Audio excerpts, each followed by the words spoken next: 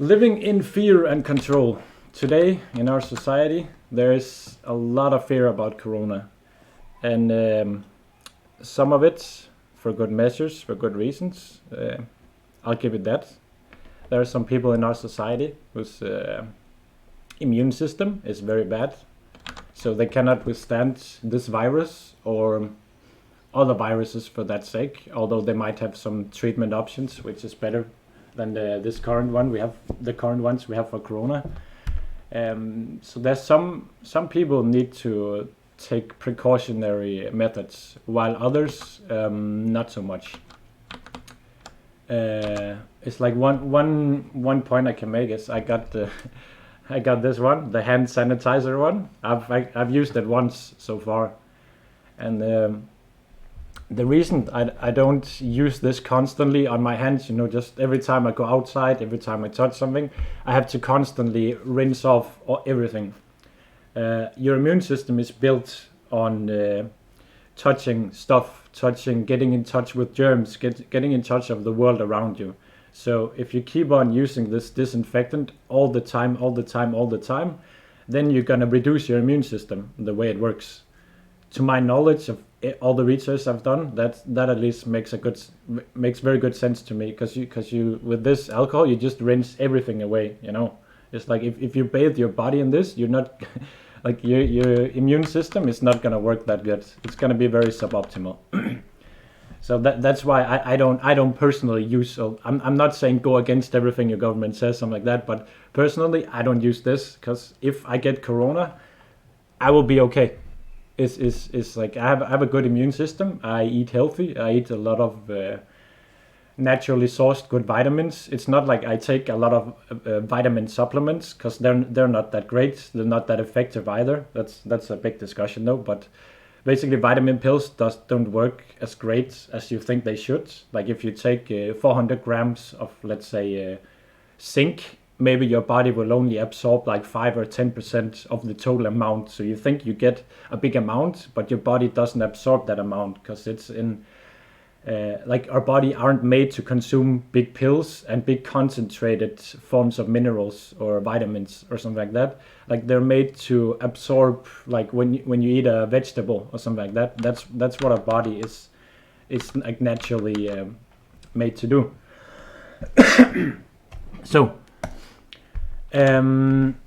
So I see a lot of people, because of Corona, they start to live in they're in a lot more fearful states right now than before. Like they stay glued to the television screen to get the latest scare from the media, and that I won't go too much into detail, but the media does use a lot of scare tactics, like scaring you into not using your brain properly, which I will talk about later. I have my favorite book here, A Single Ball of Sauce, which I got in Thailand in a temple, and it has some of the best things I've ever written in my life. Like this is the stuff that really makes sense to life, and it's just great. I'll read some of it later. But living in fear and control, when you sit in front of your television every single night, glued to it, listening to the same source from the government, this is the new, now this many people have died from Corona, now these bad things are going to happen, these bad things are going to happen. You never hear about the smart solutions, like what can you do as a smart citizen to guard yourself better if you would get Corona at some point.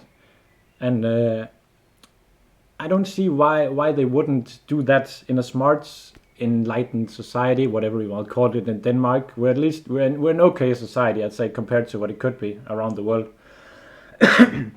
But there's not that. There's like when I see some clips of the news, I have a TV back there, but it's not like I don't have any channels. It's only for when I hook up my laptop to this, or use Wii or something like that. If you sit and watch this stuff, you're gonna feel a lot more fearful than you would if you didn't. Cause okay, these scare numbers, ooha. Then what it does to your brain, it stops working. Now you're dependent on these fear news. Cause what if I don't watch the newest update on these news? Then I might not see what the latest. Okay, now we have to also wear gloves or wear masks, and now we have to do all these things. Like there's so much fear and so little actual thinking going on, which is a bit sad to me in a society that's supposed to be as smart as Danish society. I think some people are going a bit overboard, while others they guard themselves, and rightly so, because they need to, because their immune system is bad. So if they do catch something, they're gonna die, and obviously you don't want to die prematurely. Like, everyone is gonna die at some point. That's a given, and that's a whole nother topic on being scared of death and how it's gonna control your life to some extent, because you're like, oh God, what if I die tomorrow? And if I die in 2 days? You thinking about death is really healthy, because then you will come to logical conclusions as to, for example, when I'm out in traffic bicycling, for example, I think every car is gonna kill me. So when I take a turn, I always look for, does this guy see me? Obviously not. So I'm gonna be ready to take precautionary methods so I don't get driven down. Like, if I didn't think like this, then I would have been driven down 3 times in my city, because people, they often, very often, in some specific places, they don't think about bicyclists. So you can get hammered on a right turn. But anyway, so I don't fear death anymore. Let's say maybe I did when I was little, I think. But it's very healthy to you to think about it if you're afraid of it to some extent, because then it doesn't control your life. If you're fearful and death controls your life, then it's not going to be a fun way of living. Then you're prone to a lot of the stuff that comes from the media, like a lot of advertising and propaganda and what else might you. If you're really fearful of death or for some other thing, climate change, or just fearful for whatever, then you're much more prone to buy into specific products, or buy into, let's say, just unhealthy food, or like comfort eating, whatever, not so smart usage. Like, it's gonna be a lot easier for you to give into that stuff. So you often see very fearful people. They live in not that very healthy life. They don't take the most healthy lifestyle choices, I could say, mostly. So anyway, that went off on a bit of a tangent, but let's try and get back to, I wrote a bit stuff down. How to spot people living in fear. I see a lot of fearful people in my society, sadly. I try to, let's say hello to people. I meet random people on the street, just, hey, and then they're like, hey, and then, yeah, okay. Like we're in a society together, so we should be able to acknowledge each other. That's what you do when you say hi to a person. They look you in the eye and say hello back, then you acknowledge them as a person. But if someone says hi to you and you just walk down, or you don't look at them or nod or whatever you're doing, then you don't acknowledge them as people. You're saying, you're not worth my time. I couldn't give insert bad words about you, So it tells me a lot about society, the way, how can you say, the way people react to different situations in society. Like, let's see. I have a lot of good anecdotal stuff. Like when something happens that's out of people's control, they often resort to yelling or to being angry instantly, or to treat people as if a lot of stuff is wrong with them, or how can you say, just projecting your fears onto someone else. Like, to me, if, let's say, today I walked on the street with some people, we're taking up, let's say there's, okay, I'll say over here, there's like this much space on the street. We were taking off a little bit more than half. We were 4 people, and then there's 2 people coming to walk past us. They walked past us, no problem. Like, we weren't trying to, like, you can't pass us because, there are some people like that. But we weren't like that at all. We're just in a deep conversation, minding our own business, and then after they passed us, the guy started yelling at us, like, how could you do this? How could you blah, blah, blah, blah, blah, blah. And we're just like, okay. I mean, we didn't realize that, I guess. Like it's like the first go-to thing is like yelling at people, So he's projecting some things that is, let's say, wrong or suboptimal in his life. Because when you treat people, when your go-to communication method of whatever situation it is, if you're just yelling at people and getting angry instantly, that shows a lot more about you than it does the person who you're yelling at. But obviously they don't understand that, because else they wouldn't be yelling at people. Because whenever you yell and get upset, it upsets your immune system and it raises your stress levels. And when it does that, it actually ruins, or it gets. Wait, let me try and explain this the best. When you get angry, your immune system is gonna weaken, so it's gonna function less optimally whenever you get angry, because your whole system is gonna be stressed, and when your system is stressed, it cannot regenerate naturally. Like you cannot heal naturally from whatever you're healing from. You know, like your body has so many different things that it does every day. Like your stomach is like your second brain basically.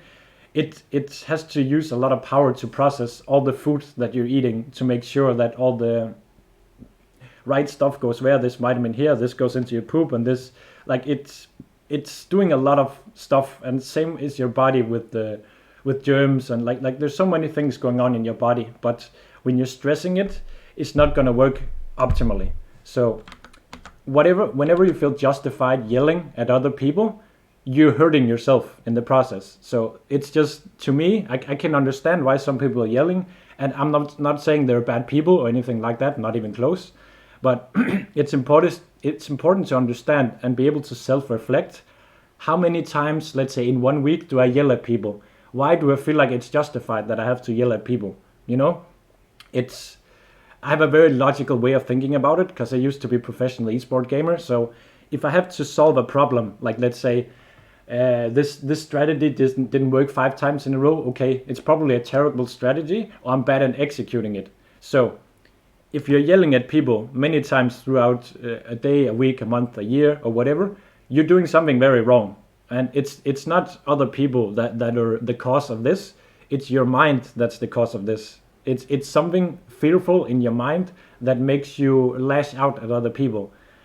And let's say some of the fun things that I've seen as well is now when we go to our supermarket called Føtex, there's basically a line where there's a door that swings around, and then people go in, and then you can get out into the store.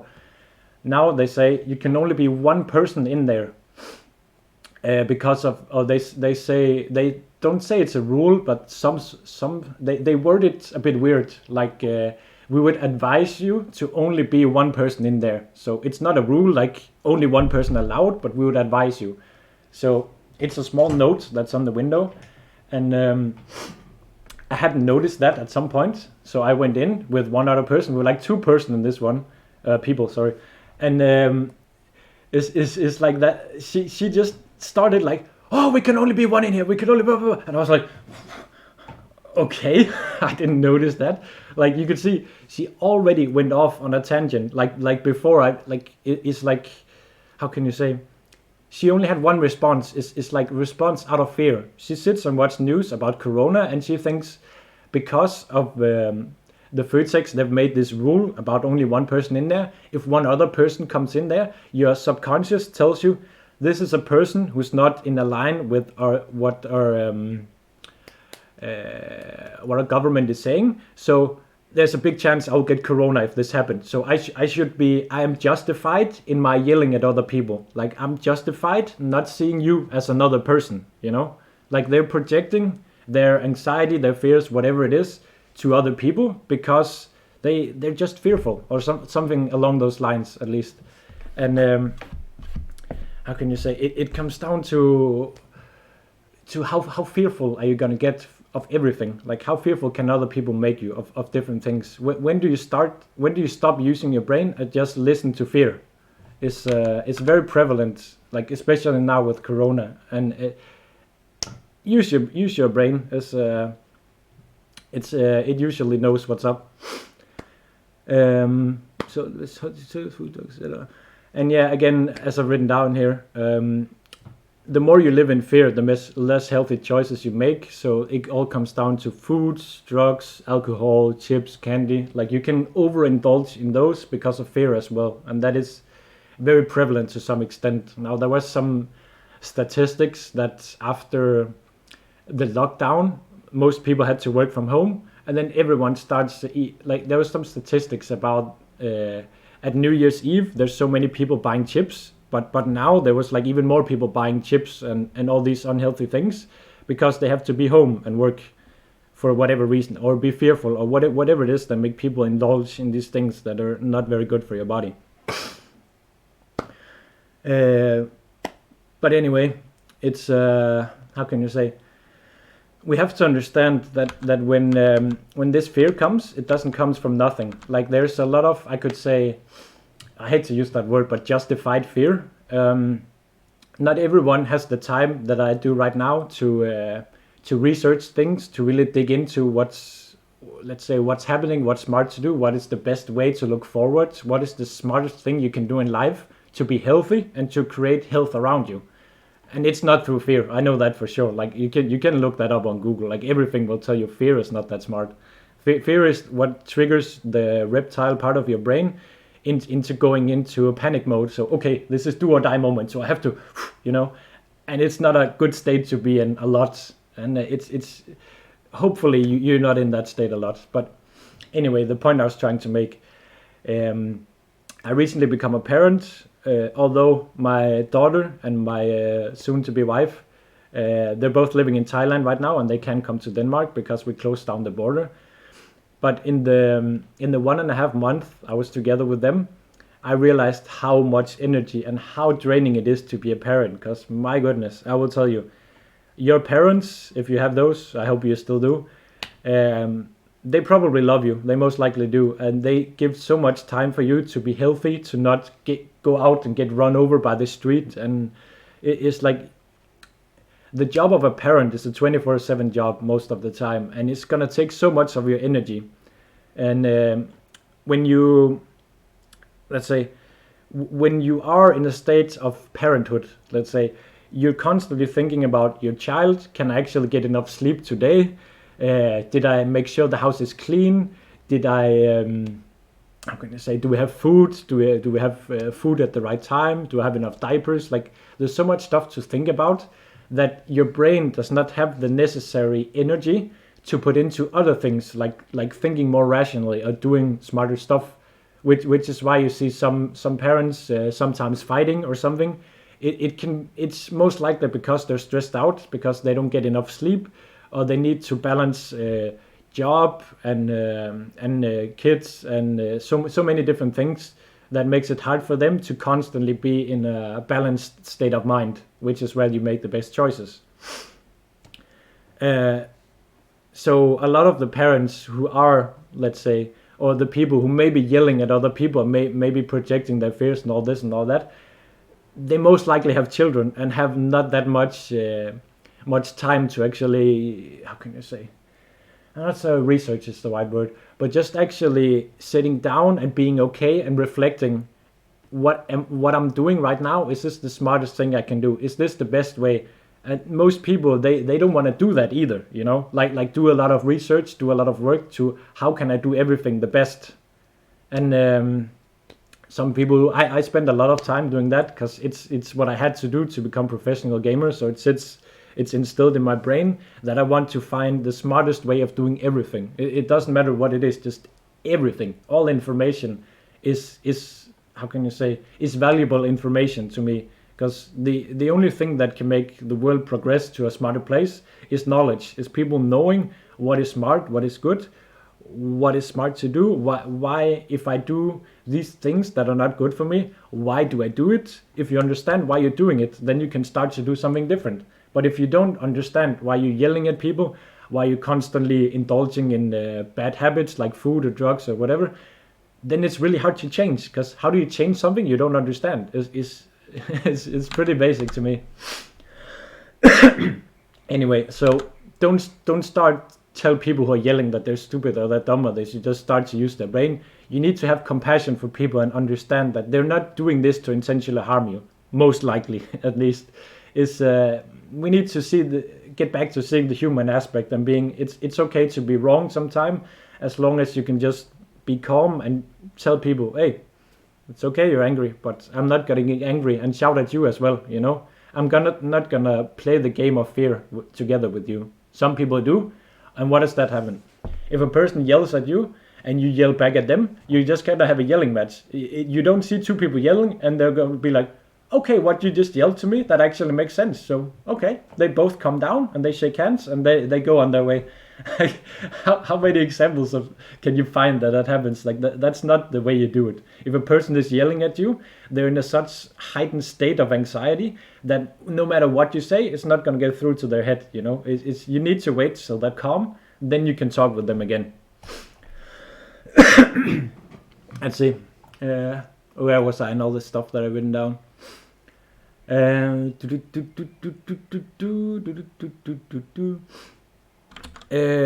Yeah, towards what the government is saying about, let's say, you have to be 2 meters away from everyone. You have to do all these things, or else random people are gonna go crazy. I was at the beach today. You see families sitting, like 8 or 9 people together. They're sitting really close, like maybe this close or something, maybe this maximum, and they're not following the rules. Why? Because they're still using their brain. They still need to be close to each other, to be close to family. They're not going to get corona. You're not going to get corona by going on a picnic with your family. It's that's just you're not using your brain if that's what you think is going to happen. So you can find some random stories where a group of 8 people, they went to make a kebab someplace in the mountains, and then the police, they cruise out there to arrest them and say you have to pack up your stuff. It's like, how are you gonna get corona out there? I mean, is a bird gonna fly or a bat and drop something in your mouth and then you just rub it off on everyone else? It's like that stuff is just it doesn't make any sense to me whatsoever. So yeah, I saw my parents also the first time. Like nothing against my parents. I love my parents and they've been great parents, 100%. But it's still fun to see, like, they digest the how can you say, the mainstream media every day. And the first thing they do when I saw them after the corona is, like, my mom, she didn't want to give me a hug because she's afraid, because she's a bit older. So she's afraid, okay, what if I get corona? I'm gonna die, you know. And my dad, he did the typical, okay, now we're gonna do this awkward fist bump just with your elbow, is elbow bump or whatever. And I'm like, I'm gonna do, you can give me a hug. I'm not playing this fearful game of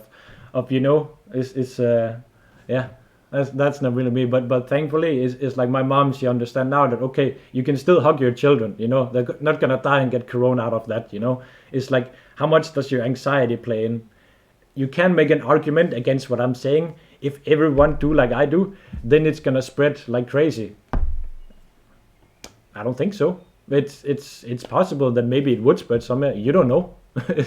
Yeah, I don't know. Like if you don't want it to spread, then you have to close down the entire society. Like throughout the entire corona crisis, there have been so many shops that's open. They can say, oh, but we make this. You can only stand like 2 meters in a line, and you can only do this. Yeah, but corona can travel in air. It can travel so many different ways that when you go to shop for food, of course you can get it as well. Just like you can if you're in a setting of 11 people having a picnic. Is like, you have to use your common sense sometimes as well, and not just only believe and listen to everything you hear on media, TV, YouTube video, what I'm saying for that matter, or just remember always to use your brain and try to rationally think. Does this make sense? From all the information I have, does this here make sense in front of me? Shutting down the entire economy, creating the next big economic disaster, which is coming 100%, because there's so many people who've already been fired from their jobs and who can't even go on their job because they're not allowed to. It's ruining much more people's lives than the actual corona. This is what you call hashtag fact. Like because of the stress that corona induces, like there's a lot of how do you say this word in English? Let's say families, dysfunctional families. They're gonna be 10 times more dysfunctional now because maybe, let's say, an abusive alcoholic dad, he before he only beat his child 1 time a month. Maybe it's like every day now because he's so stressed that he doesn't have a job and everything is dysfunctional. So corona impacts a lot more than just 200 old people dying or whatever the number is, you know. It's like it impacts the entire society, or entire economic collapse is like on the verge of happening because of these actions. So not sure entirely where we're going this, but it's like you got to question some things and see, is this the smartest thing? Is this the right thing to do? Anyway, where was I in all this? why our society is the way it is. I have how can you say, I'm still a bit sad the way that our society is as well. Like sometimes I don't think that the Danish society I'm talking about now, it's not, how can you say, we're not preparing, let's say in school, you're not being prepared for what's to come when you get older. Like there's so many life hacks or smart things that you need to know that you're not even taught, or even being taught you should think about in school. For example, you have to improve both your mind and your body. They're inseparable. In Buddhism terms, it's like mind and body is one word together, because you can't just focus on one thing without needing to focus on the other, because they're inseparable. You can't just say, okay, today I'm just going to work out and then my mind's not going to work. Well, your mind's always going to work and your body is always going to be your body. Like do I sit like this? Then my body, shit, I may be thinking about something or meditating like this, but that's not good for my body. You need to, you need to think about both things equally, because they're inseparable. If you neglect the other, if you neglect one of them, you're automatically gonna neglect the other in some way, shape, or form. So that's, always think about both things as one. So you don't just say, nah, I just need to do this because I already worked out or trained today. No, you have to, like, both things equally important. And I really hate that the way our, well, I have to watch out a little bit what I say, because I am, let's say, I work at a school as well, but I disagree with some of the things that the school does. Like they're promoting alcohol, for example. Like alcohol to me is what you call the gateway drug. It's what's going to open up the other drugs. Let's say, like people who go into the city and they drink a lot of alcohol, it's going to be a lot easier for them to just say to say yes to other drugs if they're offered. Because once you're on alcohol, your frontal lobe just says, no, I don't care right now. I'm just gonna do whatever. You basically become an animal when you drink. Like you're not gonna think properly or take smart decisions once you're drunk. At least I'd like to see some evidence based on that. I don't think you can find some people who are like, I got drunk this day and then I got the best idea ever and I changed the world for the better. I don't think that's gonna happen.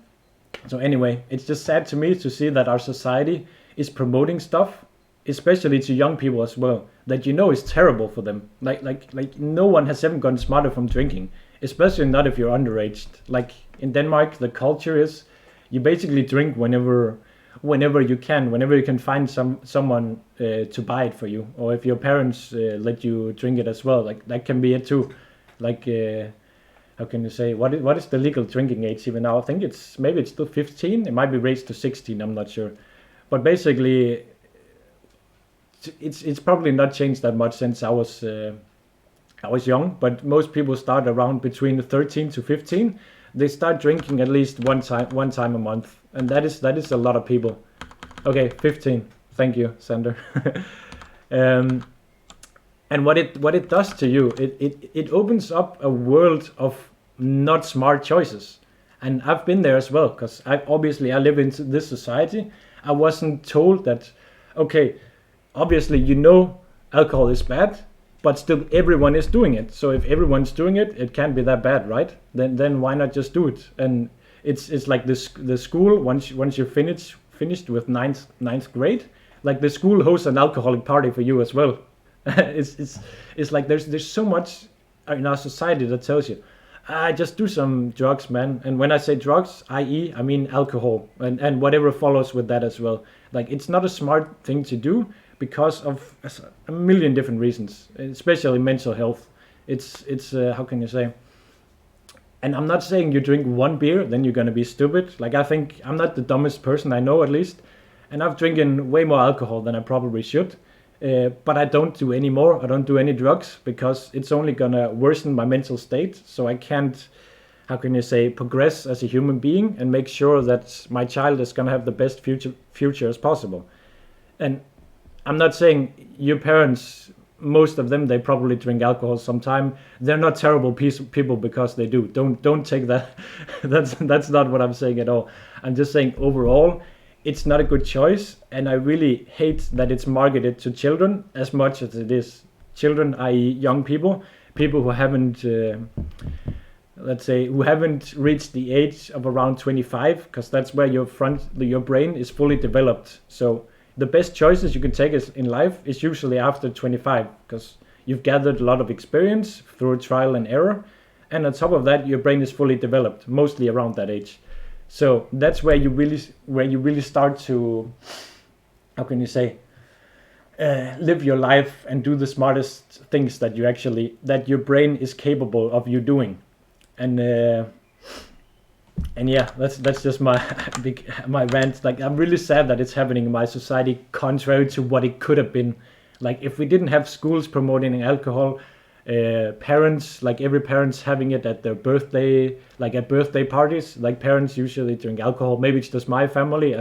It's probably in a lot of families, I would think, where your parents drink once people come over for birthdays, and then sodas for children, and etc. etc. My point being, when you show your kids drinking alcohol is normal, they're gonna think that there's nothing bad with it. Even though they hear it's not bad, they can see, oh, my parents drink, they're fine, they sound like smart people, they give me a lot of good advice, they give me food. How can it be bad if they're doing it and I don't see the effects of it? It's like there's so many mental loops that you can do that justifies doing something that's actually really bad for you. It can be fun to do with friends, sure, that's what a lot of people would say, but that's also how you start with a lot of decisions that you're gonna regret, or let's say, what's the right term for it? You're gonna start developing wrong perceptions. That is the worst part of taking any drugs, is that your mind is not where it is supposed to be. So all the thoughts you have while you're drunk, all the things you're gonna do, you're gonna think that that's a part of yourself, when it's just a part of that whatever said drug that you're taking. So it's very important, and that's why you see some people get psychosis, or some people they get into really really terrible states of mind. It's because that they identify with an experience through a drug, and it's like, this is me now. I am this. No, that is the drug speaking or doing or whatever it is. So, as I said, what was the name? I had a name for my Dota 2 team at MPF called "Say No to Drugs." We got a second place, but at least we got a decent message out.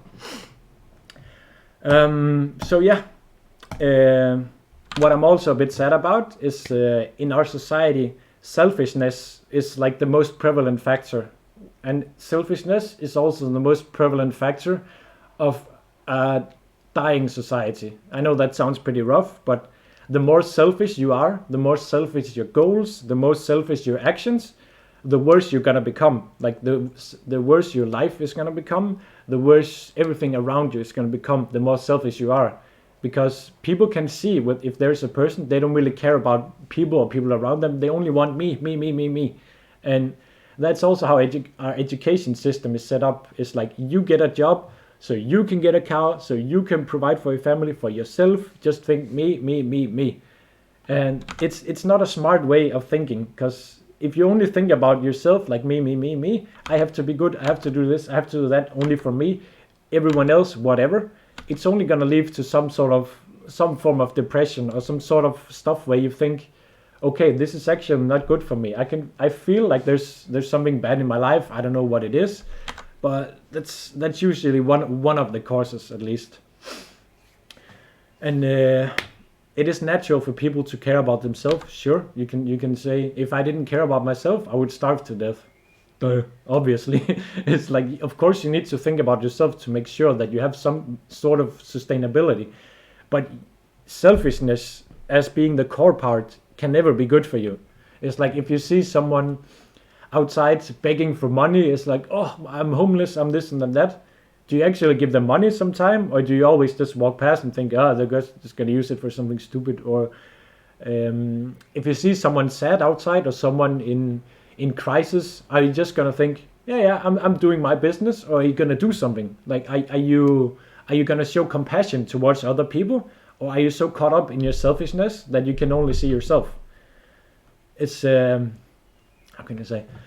I have a few anecdotal experiences, at least, where it was really windy, and I saw an old lady, and she could barely walk. She was like stuck on the street, and it's like, I just see like she can move from that street. Like, it wasn't that much traffic, but it's still like, okay, here's a person, and she was just like, you know. And then I went to her. I'm like, okay, come, let's get you. Okay, she didn't. How can you say? She didn't live that far away. And then I just help over here. She says thank you, and then okay, that's it. I went on with my day. It's like some things. You how can you say? It should be. How can you say? It should be very logical. Like if you see someone in distress and it should be easy for you to help them, why wouldn't you do it? It's like, why wouldn't you do something? I didn't have anything to gain with helping her. Like it didn't change my life in any way. I didn't get money from her or ask something or want something in return. I just thought, hey, here is a person. I can make their experience a bit better, let's say. Why wouldn't I do that? Like I saw... there was another, this is gonna be an old lady stream now story. One in a store who she basically walked like this. Like you could see that her back and so much stuff is like not functionally very good. So I offered to carry her bag home, and she's like, okay.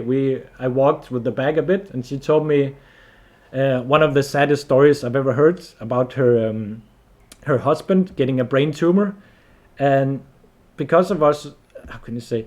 Because of our health system, which also has its flaws, it's set up to only examine people if you're sure of the cause. So they don't want to use all the expensive equipment if they're not sure of what your diagnosis is or what it sort of is. He said he has so many headaches, he got all this head trauma, there's always something really, really wrong with the head. But the doctors, they didn't want to use the specific equipment to actually help him because they thought, oh, maybe you're just old or have a headache, or they had some really lame excuses, let's say. All up to the point where they actually, okay, he actually has a brain tumor, but then it was too late because they kept on dragging on the process instead of just seeing, okay, this is a person who clearly needs help and is in distress.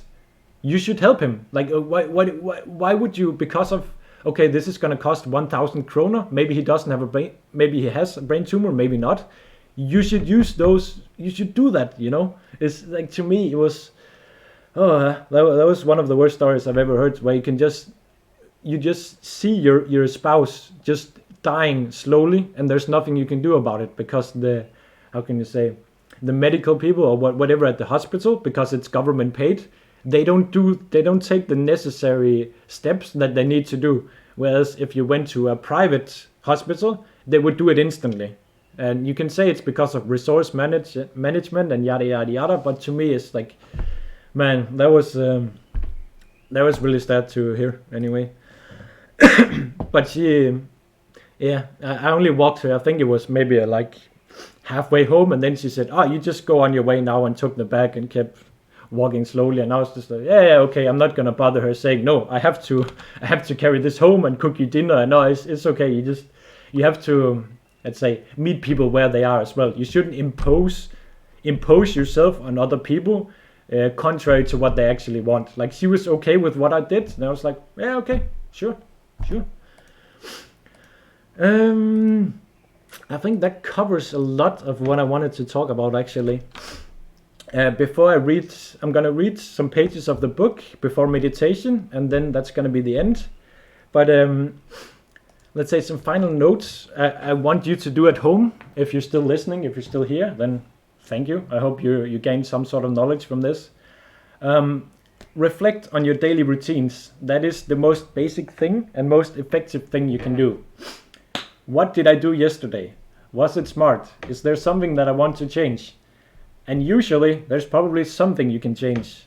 And I'm not saying you should stress yourself every day. You need to congratulate yourself every day when you do something good for yourself.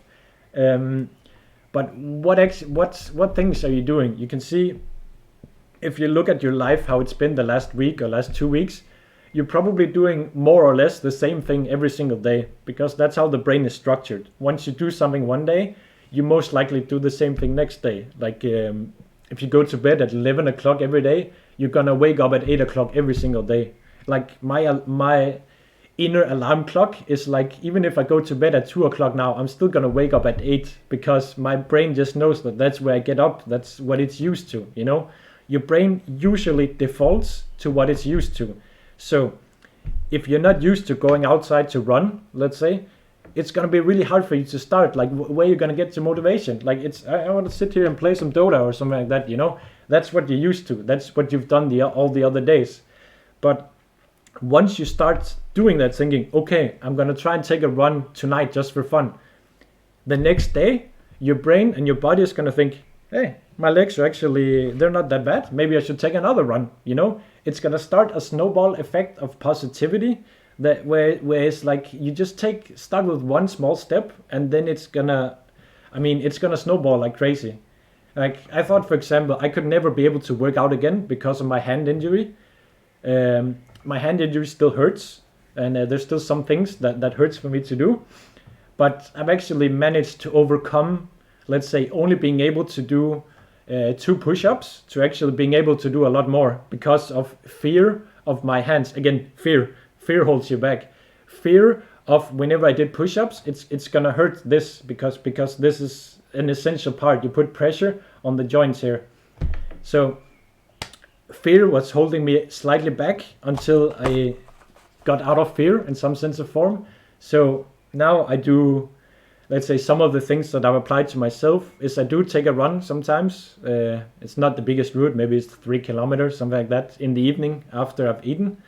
And I do some morning stretches. Like, doing stretches is very essential. Like, that's why you see animals, they do it as well when they get up, and it's like just getting your body ready for the day. It's a really great way to activate your mind and your body.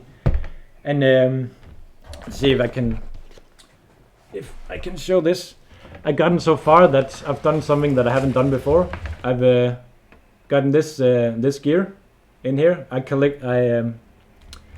put it together myself. It's if you can't see what it is, it's a pull-up machine. So where you do these pull-ups, which you need at least some decent sort of core strength to be able to do what's from push-ups, for example. Like, if you've never done a push-up, you can't do a pull-up. That's going to be impossible for you to do.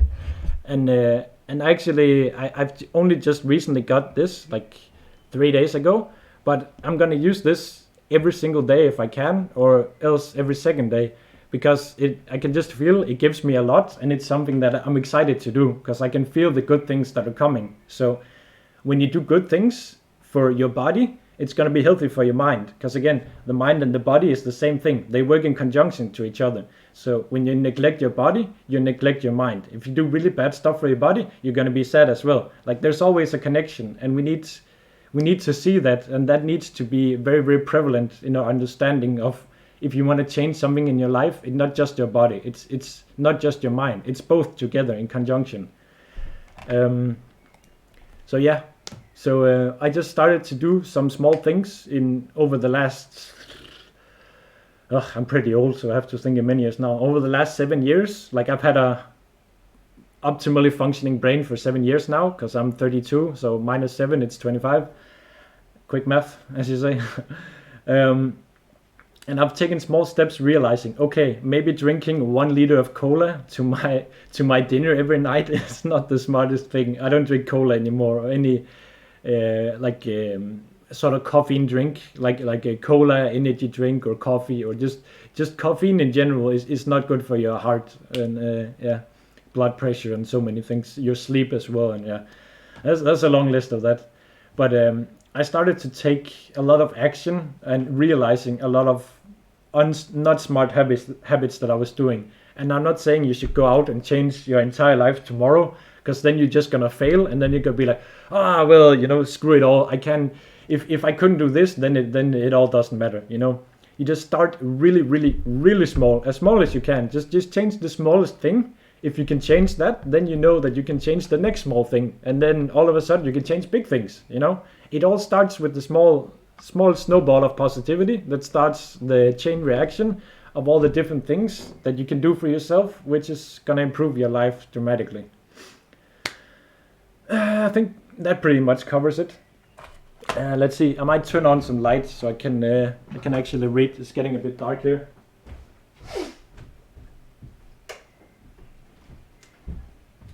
There we go. So anyway, before the meditation, just get some drink here.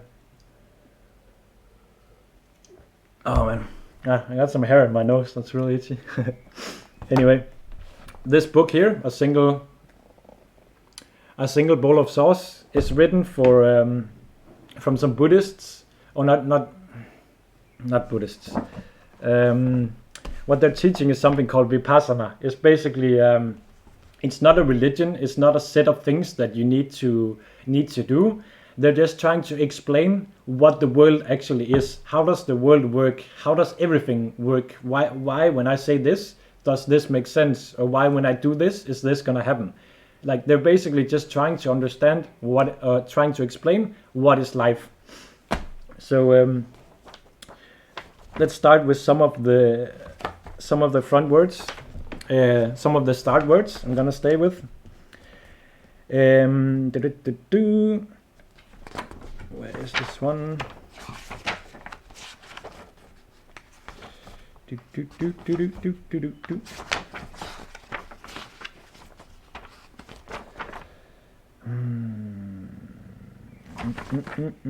Okay. They have some rules to follow, not religious rules to follow, but there's 10 rules about how to use your brain to not get manipulated. So every perception you have in the world is created through a belief system. So I believe when I drop this book, it's gonna fall because of gravity. Okay, it happened. Amazing. So I can confirm that that's actually happening. So that makes sense, right? This is doing the same thing. Anyway, the Buddha taught the people, and consequently us, some people back many years ago, not to accept or believe something for conventional reasons. He discussed 10 such reasons that we should be wary of, so we can avoid becoming anyone's intellectual slave, even the Buddhas. So it's like, don't believe what I'm saying, don't believe what anyone's saying, verify it yourself, use your brain. The principle enables us to choose for ourselves the teachings that are truly capable of quenching suffering. Like, that's what I'm saying with the... if we can move away from selfishness, we can quench the human suffering, like make sure it doesn't exist anymore, and then everyone could live a lot more peaceful and lots more smarter and better lives. So here is the 10 examples that the Buddha gave to the people he was talking about. I'm not gonna butcher the names, I'm sorry. Like, here the first one, it says like Ma Anusava Vena. I'm not even gonna try. I'm just gonna say this is rule number 1. Don't accept and believe something to be true just because it has been passed along and retold for many years. Such credulity is a characteristic of brainless people, or quote-unquote sawdust brains, such as those in Bangkok who once believed that disasters would befall of people born in specific years. So if you're born in the year 1998, then oh no, that's bad. There's no logical sense to that. Number 2, don't believe in something merely because it has become a traditional practice. People tend to imitate what others do and then pass the habit along, as in the story of the rabbit that was terrified by a fallen mango. When the other animals saw the rabbit running at top speed, they were frightened too and ran after it. Most of them ended up tripping and tumbling off a cliff to their death. So any vipassana insight practice that merely imitates others, that just follows tradition, will bring similar results. So just because someone has, like, just try and verify. If you see someone panicking, don't panic with them. Just try and think a little. Rule number 3, don't accept and believe something simply because news of it has spread far and wide, whether through one's village or throughout the whole world. Only fools are susceptible to believing something because others believe it or are talking about it, for they refuse to exercise their own powers of intelligence and discrimination. So there's news, it's everywhere on the TV, it's everything. Oh, it must be true. Not always. Rule number 4, don't accept and believe something just because it's cited in a text. The words Pitaka is a text, almost most commonly used for Buddhist scriptures, can mean anything written or inscribed on a suitable writing material. The teachings memorized and passed on orally should not be confused with this text. A text is a certain kind of conditioning thing made and controlled by human beings, which also can be changed by human hands. So we cannot trust every single letter and word we read in them. We need to use our powers of discrimination to see how these words can be applied to the quenching of suffering, as there are discrepancies among the text of the Buddhist schools. Care is called for. So yeah, if this says something in the Bible, if you do like this, it's gonna rain frogs. No, it's not gonna happen. Rule number 5. Don't believe something solely on the grounds of logical reasoning. Logic is merely one branch of knowledge that people use to try to figure out the truth. Taka, which is logic, is never infallible. If its data or inferences are incorrect, it can go wrong. So, hey look, we got this data that eating hot dogs are healthy. Okay, hot dogs are healthy. Oh wait, what about this other guy who says it's not? It says in a text here it's healthy, so I believe it. Number 6. Don't believe or accept anything merely because it appears correct on the grounds of Nyaya. And Nyaya is basically their word for philosophy. In Thailand, we translate the Western term philosophy as prayana. Our Indian friends cannot accept this because Nyaya is a point of view or opinion. It isn't the supreme understanding, or probably referred to as, okay, another name I'm gonna butcher. Nyaya is merely nearly a method of deductive reasoning based on hypotheses or assumptions. Such reason can err when the method of hypothesis is inappropriate. So you can do some sort of study, but if you're studying it wrong somehow, or some of your data in the study is wrong, then the conclusion the study comes to is false. So you cannot just believe everything because an expert said it, or because some conclusions have been made, Verifying it yourself or looking for other sources can usually be a smart idea. Number 7. Don't believe or accept something simply because of superficial thinking. That is, because it's appealed to what we nowadays call common sense, which is merely snap judgment based on one's tendencies of thought. We like to use this approach so much that it becomes habitual. Somewhat careless and boastful philosophers rely on such common sense a great deal, yet consider themselves very clever. So yeah, common sense. What was common sense, let's say 100 years ago, is like we're saying now, it's like, no, that's completely dumb and unfounded. Like, we found something that makes a lot more sense than that. Rule number 8. Don't believe or accept something to be true merely because it agrees or fits with one's preconceived opinions and theories. Personal views can be wrong, and our methods of experimentation and verification may be inadequate, rendering them incapable of leading us to the truth. This approach may seem similar to the scientific method, but it can never be actually scientific, as it proves and experiments are inadequate. That makes sense. Number 9. Let me just get something here.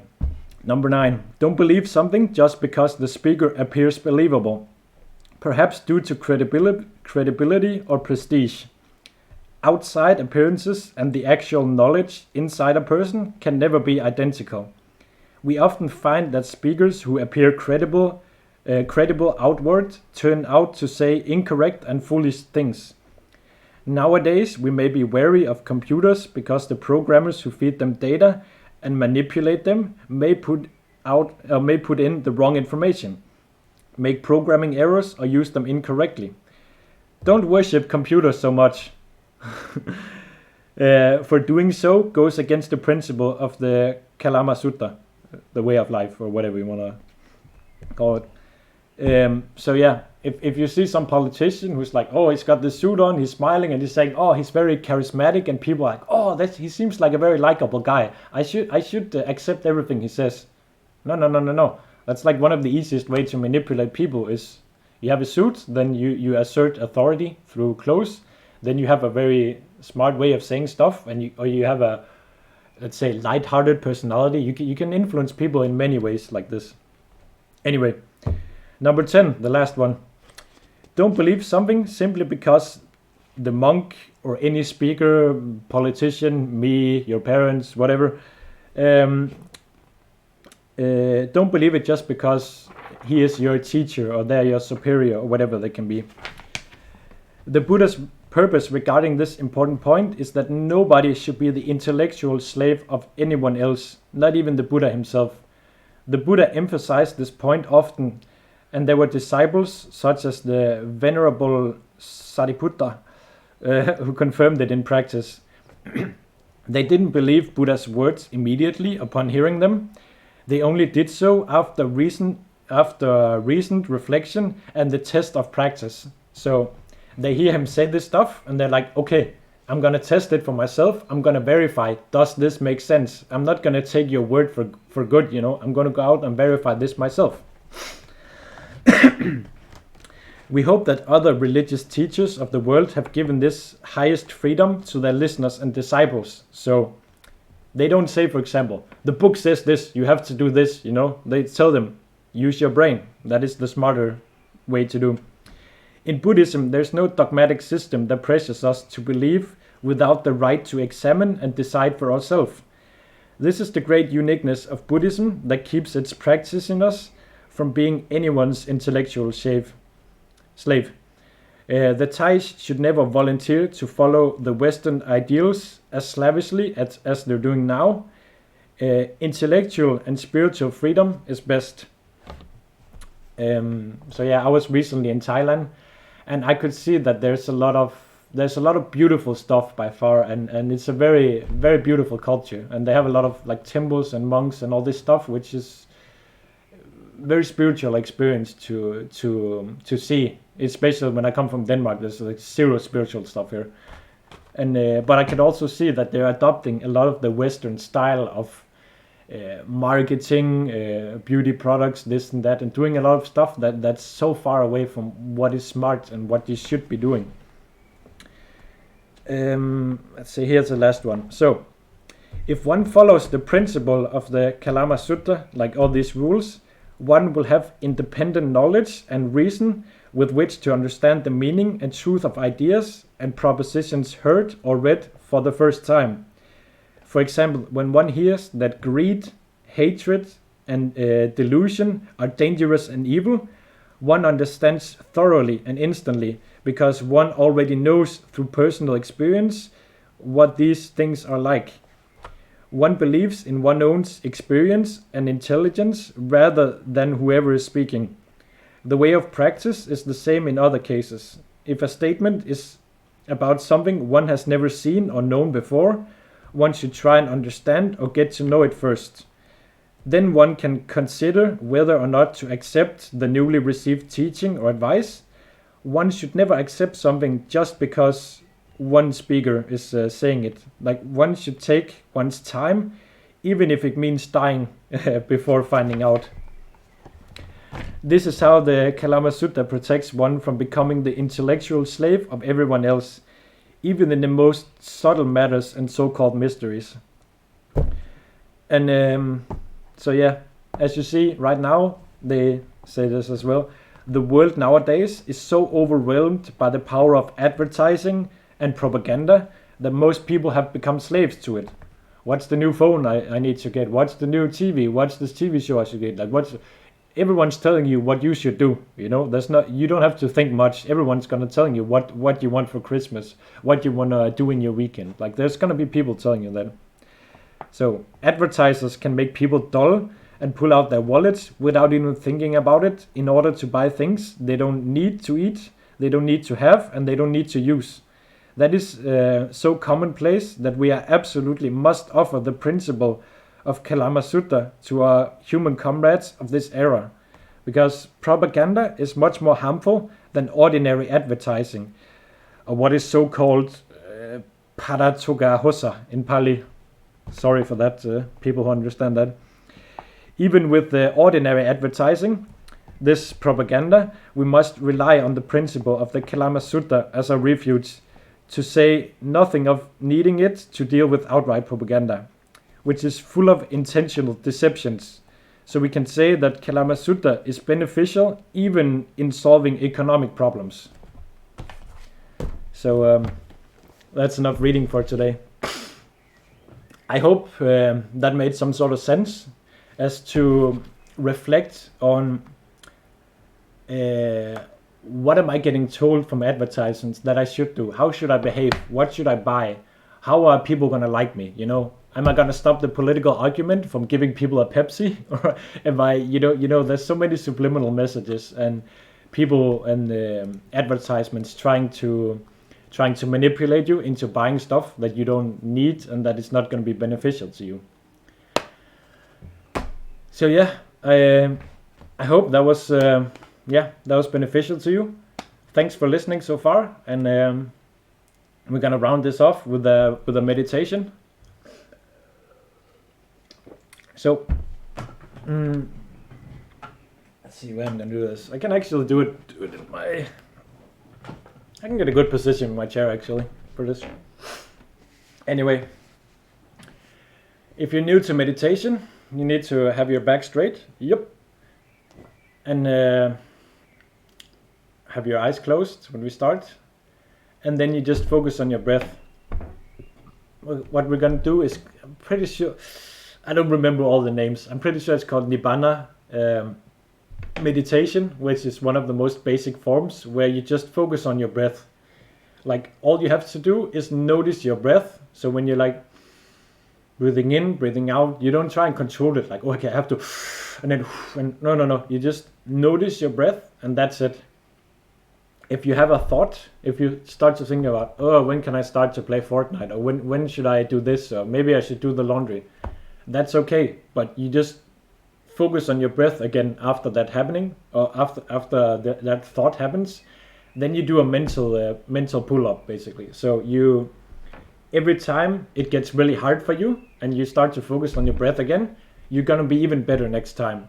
Like when you practice meditation, it's like when you do push-ups or you lift weights. It's like you start off really weak, but then you get stronger and stronger the more you do it and the more you try and focus. So even if it's hard for you, just give it a chance. And you don't need more than 5 to 10 minutes a day to feel effects. If you just do it, I don't want to say religiously, but if you incorporate it into one of your daily routines or weekly or whatever works for you. So anyway, you can just start to take, I hope you're sitting correctly, eyes closed.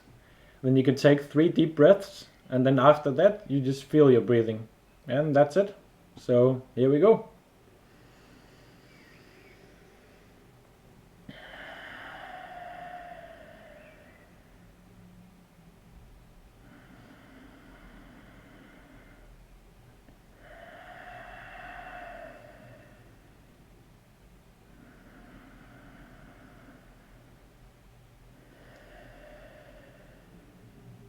You can choose to breathe in and out of your nose only. That's what I prefer. It's pretty good.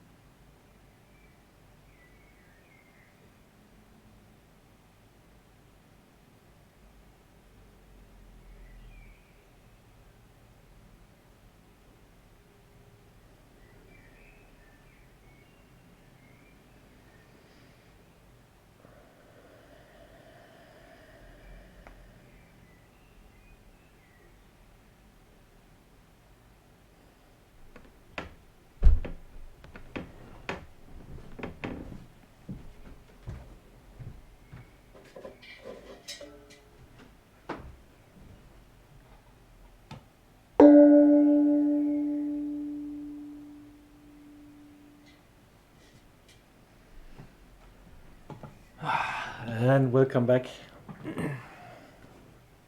I hope you enjoyed that meditation. I can already feel it, that I'm a lot more focused. That's the beauty of it.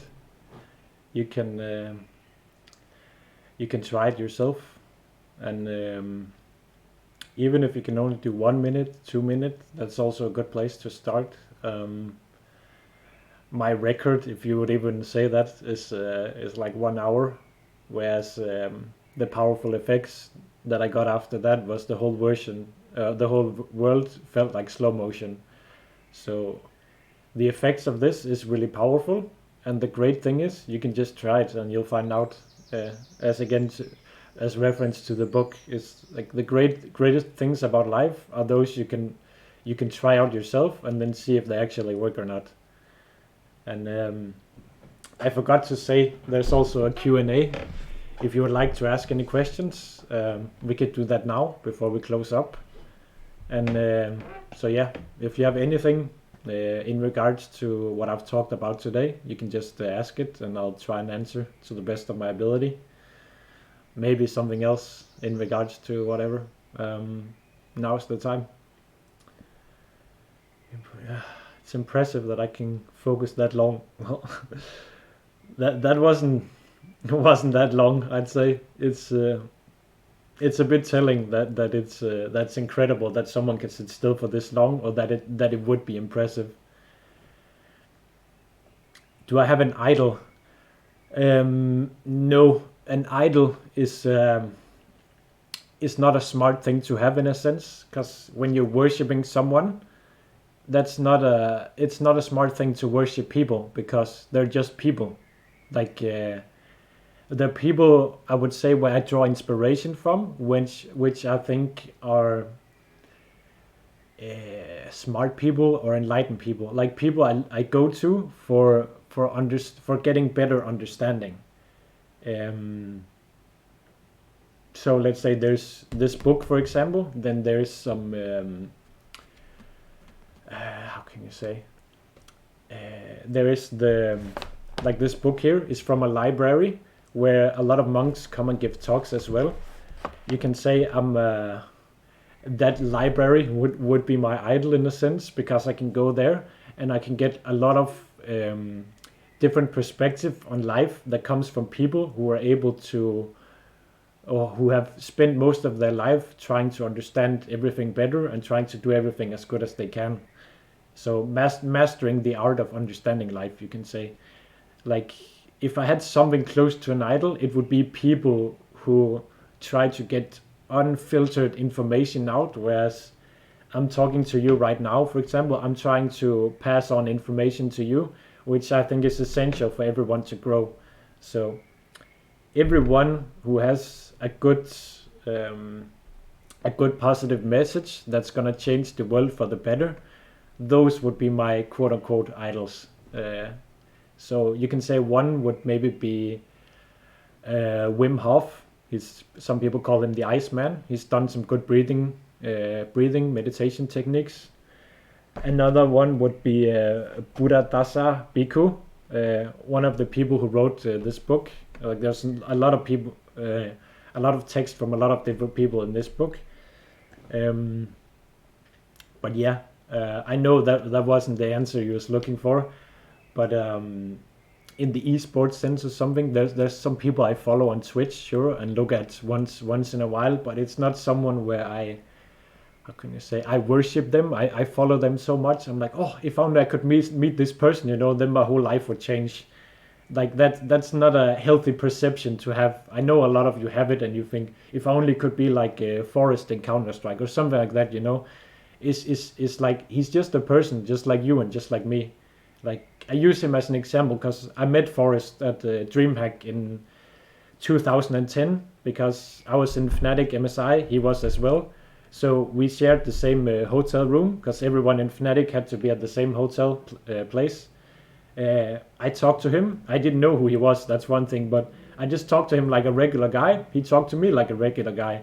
I didn't know that he was the world's best Counter-Strike player. He didn't know that I was the world's best Heroes of New Earth player. we just met like two normal people, had a normal conversation, and that's it. There's nothing special about people who are the best at something. It is like they're just human like you and me, and that's why I don't like the idea of worshipping an idol or something like that. But it can be a good source of entertainment. That I like that word better. Yeah, that was a bit of a long answer. I hope that that made some sort of sense. Any other questions?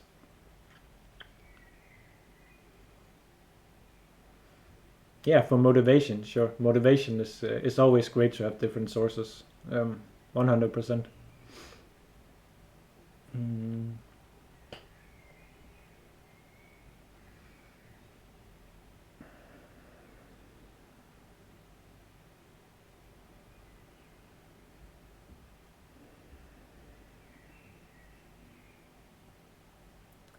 All right. Well, I think if nothing else, that about wraps it up for today.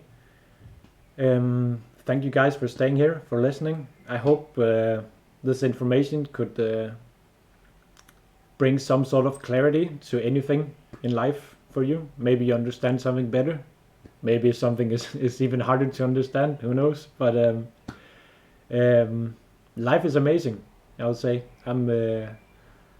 I'm really happy to be alive, that's for sure. Life is very interesting, and life is only as interesting as you make it yourself. So I hope that I've given you some sort of, what do you say, blod på tanden, that I've given you some sort of motivation to go out and try and live something, or do something, or just do something, and do it with your whole heart. Do it, to give it all you got, and then you're gonna see life is actually worth living, and it can be pretty fun, and it can surprise you a lot as well in a lot of great ways. And yeah. So again, thanks for listening. I'm gonna upload this to YouTube, so if you didn't catch all of it, it's gonna be there. And yeah, have a great week, and I'll see you guys.